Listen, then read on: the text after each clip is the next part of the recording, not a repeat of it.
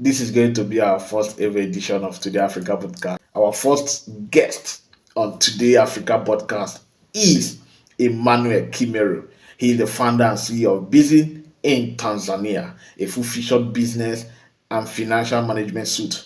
Bizzyn is engineered to scale with businesses as they grow from advanced financials to scale to sales to billing and beyond. Bizzyn provides the tools you need to accelerate growth and drive innovation swiftly and confidently. I'm so happy today because this is going to be a financial tech discussion. So please follow us on social media at Today Africa. Go to YouTube and subscribe to our YouTube channel at Today Africa.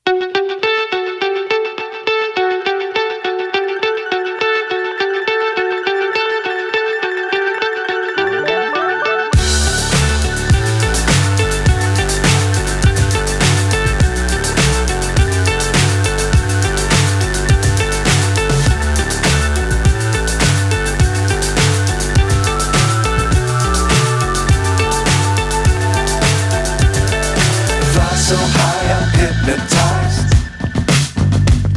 What's up is down, what's left is right. Chasing stars and holding you.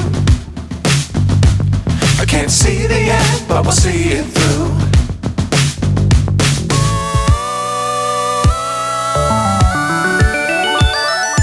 Flying, get on board. We're smiling on top of the world.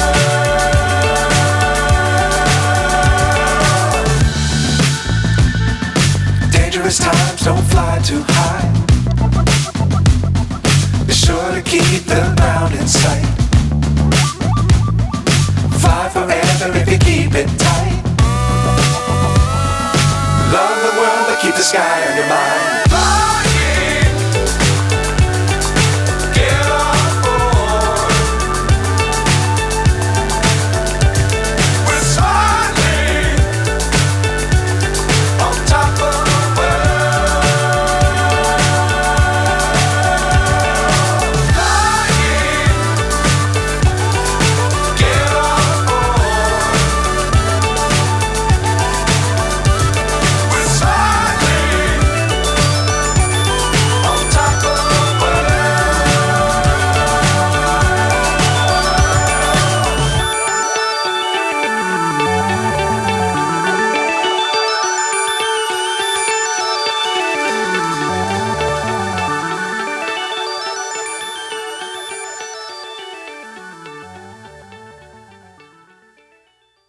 My family's business we are also facing.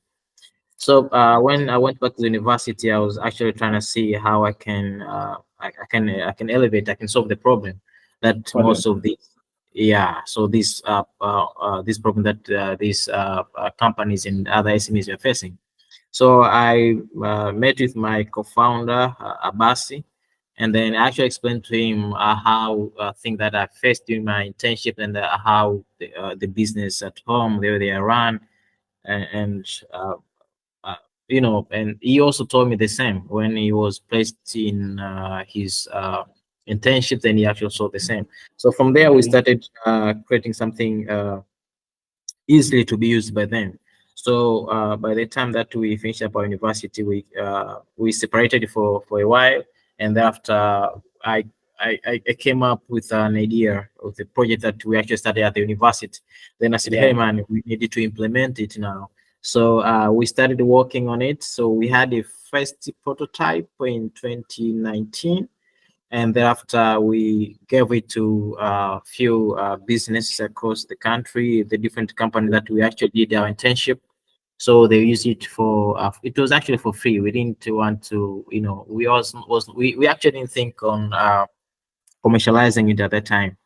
Okay. So I went to one of my brother's company and other relatives to use it to manage the business, and yeah. So it actually grew up very fast because they were actually referring to their fellow business person businessmen, Okay. so they're actually using the platform. So we went there, we saw the platform they're actually using. So we during that time we really understood how the market is, because we actually got a lot of feedback, positive feedbacks, and lots of things that they actually wanted us to, to improve the platform in terms of Okay. adding new features to make it localized based on their needs, All customization, those kind of things. Then we sat down and we said, okay, now we need to do a lot of improvements, and thereafter we shall start commercializing it. So we actually started down. We started because as first time it was based on a desktop version, and then for us it was a little bit cumbersome because we had to move from one place to another place to do installation. Okay. By the time we were actually bootstrapping, it was very very hard. And thereafter we sat down and we started to make it a cloud-based platform. It's really an amazing journey from school then to where you are now. What challenges did you people face when during the development, and how did you people overcome it? During our phase, we we really faced a lot of challenges. So I can categorize them in different parts. I'll start with Okay. the development part. So Okay. because we are not having enough enough money to cater to the cost, especially into infrastructure cost, hosting side, hiring a team. So we were actually very very small at the beginning, and the number of people were actually increasing. So for us to divide, it was a little bit cumbersome. So we actually started saving our own money that we actually had to first manage the transport cost that we need to move from one place to another to train these people on how to use the platform, and Okay. thereafter maintaining the infrastructure cost in terms of AWS hosting, those kind of things, So it was a little bit cumbersome, and at that time. So in terms of cost wise, those were the challenges that we really faced, and the number of customers increased. And then, in Africa and especially in sub-Saharan countries, most of the SME, these small business owners, they are not elite when it comes to technologies, things in Yeah, adapting things. So for exactly. us, yes, for us it was a little bit cumbersome because we actually they see the problem and they actually want to solve the problem, but it takes a little bit of time in terms of going there and start training them how to use the platform. You see, Okay. so it was a little bit cumbersome. We actually need to move from one place to another place, and we are very small in terms of size, in terms of team size. So for Okay. us, it's cumbersome. And then another challenge, hiring. As a Okay. startup, when you're starting, you are doing everything Yeah. on your own. You are an Yeah. HR, you're an accountant, you're a software developer, you're a marketer. Yeah, it reached the point that the two business cards. The one are the CEO and the one are the marketer. If you go outside and meet someone and you introduce yourself as a CEO, they're like, CEO is coming pitching. Those kind of things. Certain people are not serious. So I used Yeah. to have a business card in a different way. So those are actually are the challenge that we faced. And in terms of hiring, especially in getting competent team, especially when it comes to technology, it was a little bit cumbersome because their demand was a little bit higher. They need a lot of money to be paid, and we are Yeah. bootstrapping. It was a little bit tough, to be honest. Can you share insight on how you were able to raise fund? During the time that we were bootstrapping, I was working on one of the company before, so that I could get some money to boost the business. My brother and my family actually they supported in terms of in terms of financing, but it was not that much enough for us to Yeah. to move from where we are. So I had to look for other sources around. So during that time, before I quitted working with that company and working full time with my company, uh, I was actually looking at first having number. I mean, creating some sort of traction first before we started looking for external investors to invest into a company. So we actually make sure that our customers are full satisfied. And actually, I forgot to mention something. One of the challenges that we actually faced is customer support.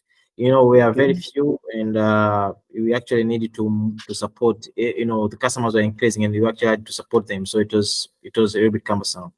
So Okay. during that time, we actually made sure that the customers are well satisfied, so that they can refer other people. So we could increase the number of users, and the in terms of financing. So because we're actually charging them in basing on subscription model, that's the B2B Okay. subscription model. Yeah. So yeah, so we actually had to make sure that we get enough number of customers to use a platform, because the large number of customers is proportional uh, to the money that we'll be getting from them. So Yeah. and enabled us to move from one step to another. And thereafter, so yeah, so that was number one. Number two, I actually had to make sure that the team is competent enough in terms of executing different ideas and solving the challenge that arises from our customers. And thereafter, after everything we're actually perfect, we have traction already. We have different partners that we have onboarded. We have different companies that we have onboarded. We have Okay. money coming in, though we are not profitable, but we are making revenue. And then we said, okay, now if we actually want to expand from where we are to another level, then we'll need external source of fund. And it was a little bit difficult, to be honest, to raise at first. So we sent we actually trying we actually started making or creating crafting a pitch deck, basing on the milestone that we have achieved and the resources that we had.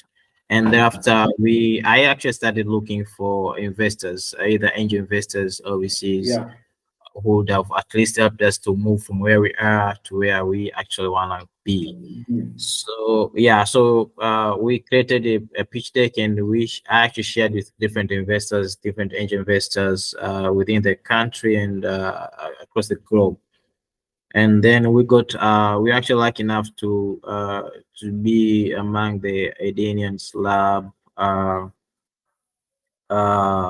program. So they actually invested some significant amount, which really helped us in terms of GTM, go-to-market strategies, hiring a team, restructuring our platform, making it more, more Better. scalable, yeah, more Okay. beta and those kind of things. But I actually agree with you. It's really hard at the moment, and even that time, to raise from to raise fund from investors or angel investors. So it was a little bit cumbersome, to be honest. So you started building your customer base through referrals. What other strategies did you employ into establishing and growing your customer base more? Okay, well, perfect. So I mean, number one thing that we actually did, it was I actually looked at our competitors, and mostly were foreign companies that they Okay. were trying to find the places in Africa, and especially in your country, Tanzania. So we actually studied how their system works and the challenge that those people are using. You see, so what we actually did, we created a very, very user friendly platform. Okay. You see, and number two, what we actually did, where we provided an easierness to customize basing on the needs of our customer. Okay. Today it's too hard to make a call to India or to European countries for them to customize based on what you want. It's a little bit Yeah. cumbersome. So Yeah. for us, as a value added into our platform, we customize it. We are actually customizing based on what our customers needs. Within our platform, we are receiving feedback from our customers, so they can share whatever they want, things that to be implemented. Some of them they even make a call. Some of them they actually come to our office, and then we discuss with them. And then apart from that is there's something we actually call cost effectiveness. So because we actually understand how much these small business they are making, it will be easier for us if we could make it even more affordable. For If a them. person is paying, for instance, $5 or maybe $20 as a rent on his shop, Then if you are charging more than that, you won't be able to pay. You understand? So we actually lowered the Yes. price. We actually lowered the price to that. Okay. And another thing that in different countries there is some regulations, so for example in Tanzania we're having EFDs, electronic feasible devices and receipts for the Tanzania Revenue Authority. So some of these foreign companies, they are not actually complying to the regulations, so it's hard even for these small business owners to use their platform. So we provide the on ground or regional wise support. And another thing on top of support is that we one of the thing also, most of the big companies, they are not providing local supports, but we do. And another way that we actually which actually helped us to acquire customer base is that we actually introduced what we call revenue model sharing with resellers. There's Okay. some resellers who are reselling other softwares, foreign softwares. So we introduced Bizzyn to them. We sat down with them. We discussed the revenue model, how much they will be getting in terms of percentage, and so they actually helped us to make it scalable to the other countries. I can give one Okay. example in Malawi. So we entered into Okay. partnership with more than three companies there, the sales companies. What we use Bizzyn, they actually liked it because it's easier to be used. The support is Okay. so amazing. You see, so we scaled. We went to Kenya. We did the same. Yeah. So our actual goal is to after 5 years, at least to cover around the continent, and we are actually we're gonna come to Nigeria as well to see how competitive market is. that that would be great. Yeah. Okay. Give us much anything much better than what we have to be able to beat the competition here. Moving forward, your platform deals with data. Right? My question is, how do you ensure the security and privacy of this financial data that is being handled within your platform? Oh, well, perfect. That's a really good question. So, one of the things that we actually don't want to mess up with is in terms of security in a platform. So, we actually engineered to blockchain technologies. That is actually we safeguard our customers' data in very Okay. very is in a, in a very, very way, in a way, to make sure that the platform is first is trustworthy to our customers, because they're actually putting their finance data, and it's very Yeah. very pushed, as you said. And we took that into that level that well, the only way that we could make it secureable is to move the whole platform into blockchain technology, and that's what we're actually doing. How do you see artificial intelligence, machine learning, and Internet of Things shaping the future of business, especially finance, and how is business leveraging them to stay ahead in the market? Right, perfect. That's very very good question, and I'd love to answer it as follows. So we actually understand how fast the world is moving in terms of machine learning, IoT, and artificial intelligence. We have implemented artificial intelligence within our platform. How it works is that we actually helping these small business owners to actually understand when is the best time for them to open their shops, when is the best hour for them to do business, and when is the worst hour for them to do business. And that is actually basing on the data that the platform collect for them. So the platform collects the data and analyze the data and provide an easy insights and recommendations to them. Let's say I can give one example on one part. Let's say the part of budgeting. Sure, sure. Yeah, on the part of budgeting, there is most of these small business owners, they have their budget, maybe let's say year budget or monthly budget, and departmental budget, let's say marketing budget, expense budget, and whatsoever. So our platform reminds them and tells them if this budget is feasible, if this budget is, or you're out to to reach the expense, the budget, that limit that you have set, the platform reminds them, as I said, when is actually the best time for them to do sales. Apart from that, we provide them with the analytics, which is easy for them to understand, to grasp the whole picture. They can export them into a presentable way, so that they can, Okay. if the financial guys, they can do presentation based on the data. So so we actually moving as fast as possible, as fast as the technology takes us. I always tell people that my first business failed because I didn't, do marketing. Probably I was scared of marketing, or I Mm. was afraid to tell people what I was into. I'm the kind of person that after a while, I do sit down to, to analyze situation. Okay, why did I fail in this? And that helped me. I started taking courses. I took courses in on blogging. Then after taking courses on blogging, I decided to take courses on marketing on its own, on how to market. So it's one thing to have a skill or to have a business, and it's another thing to market the business or the skill.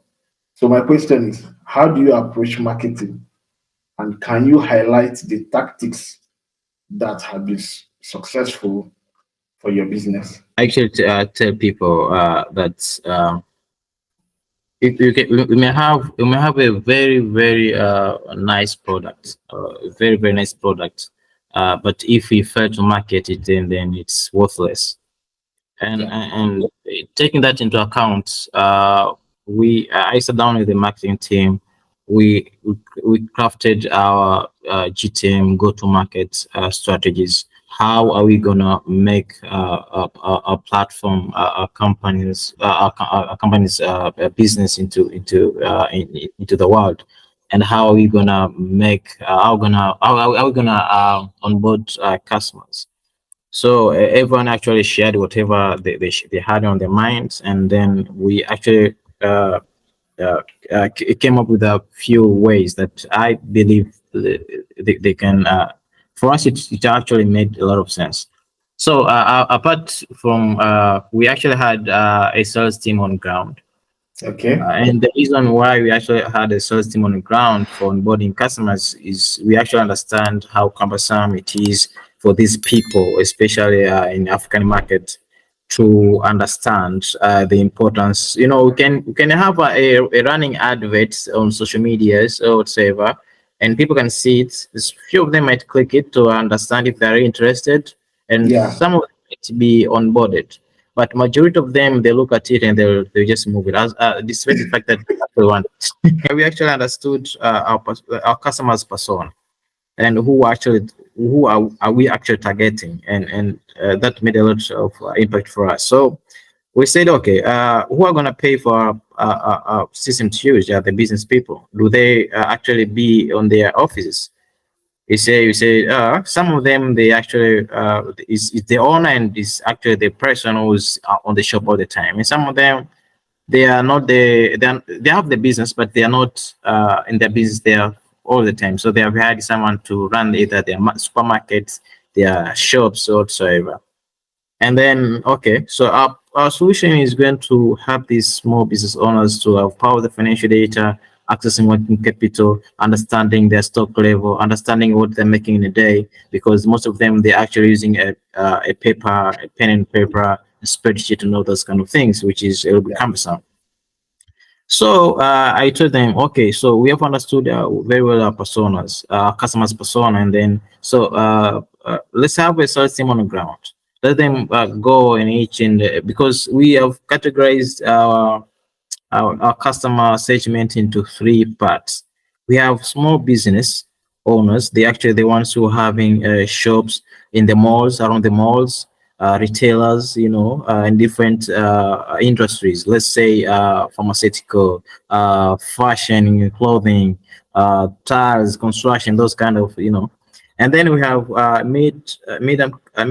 mid-sized companies. So these actually, they are not small, they're not large companies. So their revenue is made a range from, let's say, 10,000 in a month to 100,000 in a year as it annual revenue. And most of these, we will find them in their office. But for the small, we might find a person who has been employed to other company. He has a shops and he has had someone to be there.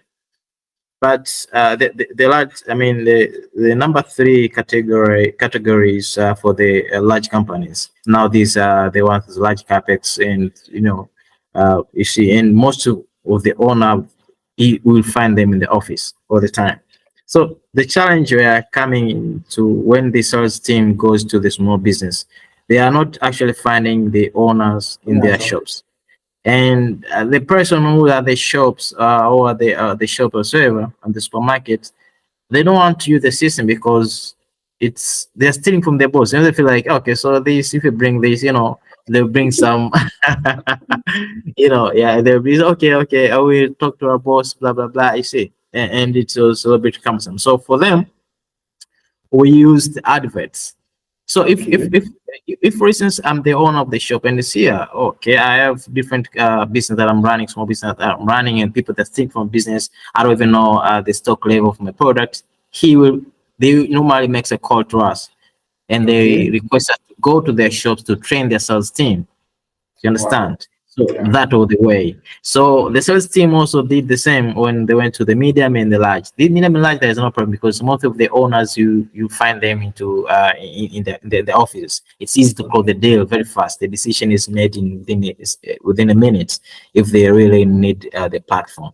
So the marketing strategy that we had on place were those three. But the main thing we have to take is, I think we actually need to understand our customers' persona, and Yeah. that will really makes a lot of sense for us to to go to them and find them. I can give one example, simple example.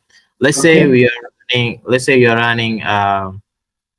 You're running. What? And let's say if a microfinance, and you are giving loans to to the restaurant person, and Yeah. then you are going in the morning, on the afternoon to collect. It's hard because they're actually busy in cooking, and but if you go at least different hours, people have In the already ate evening. in the evening, yeah, it's easy, you can close even the deal. So that's it. So actually understanding the customer's persona, and makes a lot of sense in terms of setting your marketing strategies. My next question is based on a competition you won. That should be Tigo Innovation Summit. Am I correct? Tigo uh Innovation. it's actually a Tigo innovation program, yeah. What has that competition or that program helped your brand in the market and in moving forward? Tigo is one of the large telco company here in Tanzania. It also has offices in different countries in Africa. So their support will have, or is going to have a huge impact on Bizzyn in different ways. Number one, Tigo, they're going to provide us with a customer base, with a large customer base. So Wow. they actually, yeah. So one of our packages, so Bizzyn will be integrated with Tigo's platform. So for the SMEs who are using Tigo, so they will also be able to use our platform. So that means that we are going to acquire the customer base of Tigo. So that is a Wow. huge blessing for us. Number two, Tigo, Wow. Tigo, they're gonna support us in terms of customer support. So if Okay. someone dials, let's say, star 150 star 001, and then he can request support from Tigo. So Tigo will support us in that. And I will actually understand how, because if we grow fast, it means that we'll be receiving lots of calls from our users, and then they'll actually need support. If the team is small, it's hard to accommodate all of them, but Tigo will provide that for us, and Wow. it's great. Apart from that, Tigo, it's now owned by Action Group. Action Group is they bought Tigo and Zanta here in Tanzania.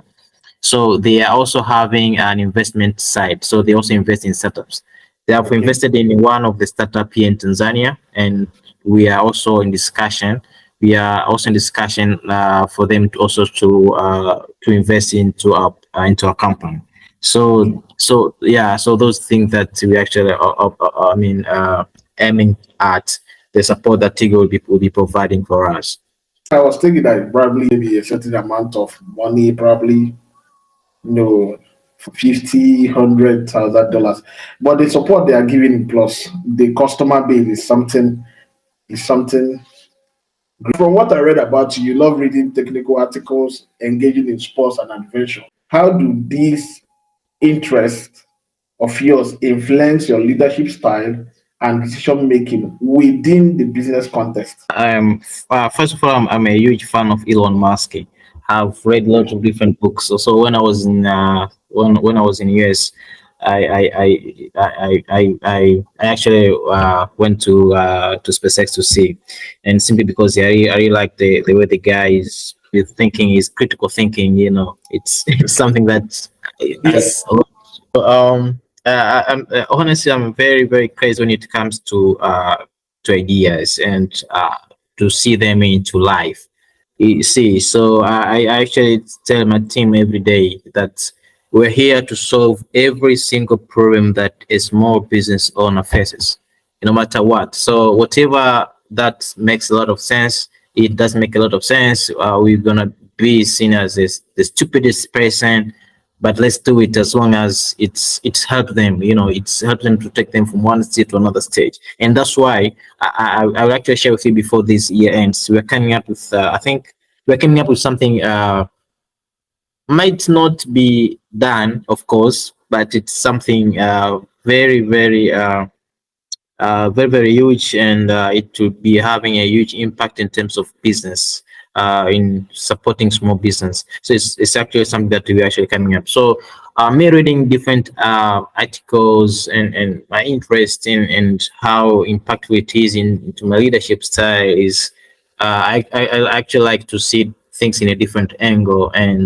and trying to implement it. It's not actually ending up and having an idea, but in how I'm gonna make the idea work. And for me, I used to tell even my team, uh, it's how it doesn't matter what kind of idea you have. It's how long will it take for you to execute the idea? Because if you think of doing something, then you don't wanna do it, then it's nothing. It's how quick are we able to execute it, and that will actually place us in a forefront. But if a customer is making a call requesting for a new features to be added, then you are taking 2 or 3 months in implementing that feature is nothing. So it's actually I mean it has actually impacted me in that way. So we think quick, we execute ideas as soon as we can, and we implement. I don't like people who are complaining. I like people who are coming up with solutions. So that has been my mentor. Yeah. It's like I will start reading technical articles equally and find the sports that I'll start engaging so that my leadership style and decision making style will start aligning to Elon Musk. Right? Cool. Okay. Maintaining a positive and productive work environment is very important. Can you share with me some specific practices you have implemented to foster collaboration and a positive culture within your team? First, it's actually start within ourselves. Okay. Yeah, I can give you one example. So, as we actually used to work for like well, by the time that we were actually bootstrapping, we were actually working up to 10 p.m. In the night. Then everyone goes home from the office, and we were actually working very, very hard by the time. And I actually remember one book that I read. I forgot. I don't know. It was Steve Jobs or what or who. So he said, I think, yeah. So he said, if you wanna do good things, if you wanna do a lot of things, it's much better for you when you don't have other responsibilities to take care of. I'm talking about the family issues, the family things, and the others of our like.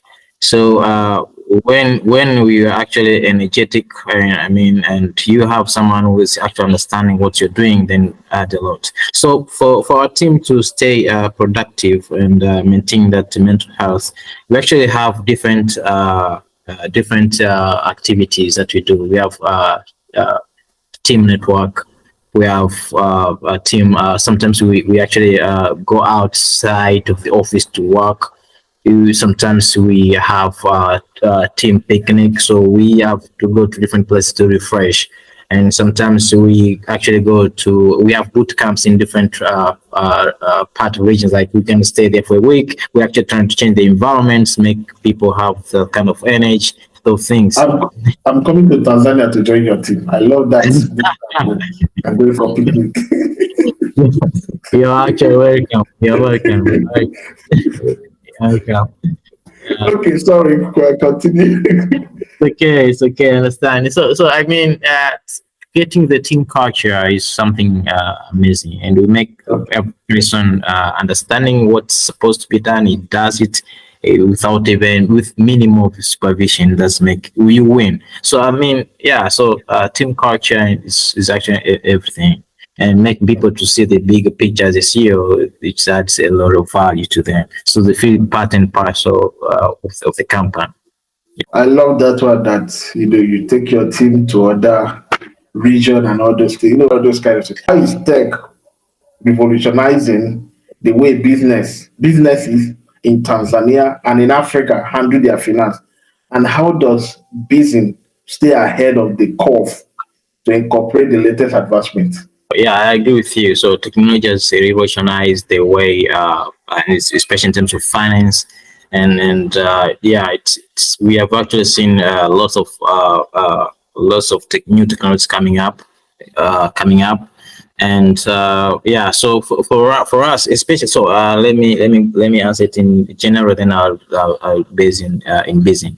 So yeah, it's actually true, and I agree with you that the new technology has really revolutionized the finance infrastructure, the finance business in Africa and in Tanzania, to be precisely. So, for instance, here we have lots of big company, I mean, local companies and international companies that are tapping into the finance sector.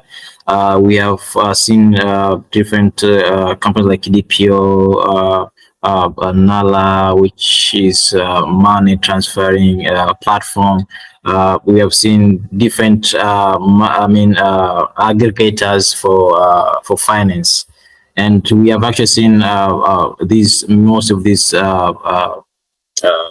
what bank internet I mean Bank of Tanzania, for instance, right, issuing financing license to these big companies to to leverage the technology that they have in terms of financing. Yeah, so it's something that is actually coming fast, and I've seen different companies, especially in terms of microfinance. They also are actually providing loans, short loans for a period. So there is a lot of companies that they have actually moved it from local way. I mean, it's a person knocking the door and asking for for a loan. Now they have digitized that part. They have different apps. People can just go in and ask for loans. You see, so it's something that these companies have tapped into technology part. So for us as Bizzyn, we have not stayed behind. So we have moved into a blockchain technology. We have moved into AI, and Wow. we have actually seen a huge impact. The customers now they're actually happier than before, because the platform tells them when to sell, when to buy, whenever the purchase is over. So it's predicting the future of their business. Where will it be in the next month, days, years, based on the data that they have fed into the platform. Emeka, we have actually introduced what we call uh, an alternative way to credit scoring infrastructure. We understand how important it is for these small business owners to have access to working capital. Most of these banks and other financial institutions, they were actually relying on paperwork and credit history to provide working capital to these SMEs. And as we all know that these small business owner, the way they're keeping the financial data is not as much easier as these big company, big corporates. So they actually are using pen and paper to record the data transactions. Now we provided them with an easy to use platform where now they keep the data into, we digitize the data, the financial data. And thereafter, we using the same data that the platform collect for them to provide them with working capital within the virtual world that it's within the platform, within the business itself. So you see how impactful that the technology now, which has come up, and we are how we have actually adapting to it in helping these small business owners to have power the financial data, to have access to working capital, and easy bootstrapping the business from one stage to another stage. Yeah. Okay, as a founder, what do you see as the future of Bizzyn, and how do you envision it continue to benefit businesses in Tanzania and as people are spreading to other countries in Africa in a very long run? Well, perfect. So, in a long term, that we're actually planning 3 to 5 years to come. So we actually wanted to at least have presence in the East African countries, especially sub-Saharan countries first, and thereafter we will actually consider going to the other countries in the continent. So we're having over 5,000 customers so far in Tanzania, small businesses who are using a platform to date. And the number is keeping on increasing. And with partnership with Tigo, we believe that the number will triple. And that is a huge impact for us in the sense that we are helping the business owners to manage, digitize the business and to access working capital that they're actually lacking before. So it's actually something that I see. So I envision Bizzyn to become a number one cloud accounting and financial management platform in Africa. So there is where actually we're heading to. We have started challenging the big companies in the market, the foreign companies. And now I think I envision to see Bizzyn to be number one cloud accounting and the financial management platform in Africa. So there is where we are actually aiming to. But to reach there, in the 3 to 5 years, we plan to cover the sub-Saharan countries first, and thereafter we move to the rest of the continent. So that's how I see it. Yeah. Okay. Okay. Sorry, I didn't ask you this question in the beginning. Uh, Bizzyn is equally for businesses and individuals, only for businesses. Yes, Bizzyn is ideally for the business people. What piece of advice can you give to Africans, my fellow Africans, our fellow Africans who are looking to start their business this year or in the nearest future? Okay. I mean, starting a business is not an easy thing. It has a lot of ups and downs. It needs a person who is really committed. It's not one leg in, one leg out. You need to be full. You know, I see most people they are working in different. Someone is doing another job, another multiple jobs. Then you are not full committed. Then you won't succeed. If you want to be an entrepreneur, you need to put both legs in. You 100% in. It's not an easy job, to be honest. There's a lot of things that you need to do. Number two, you actually need to build something based on the pain that your people are facing.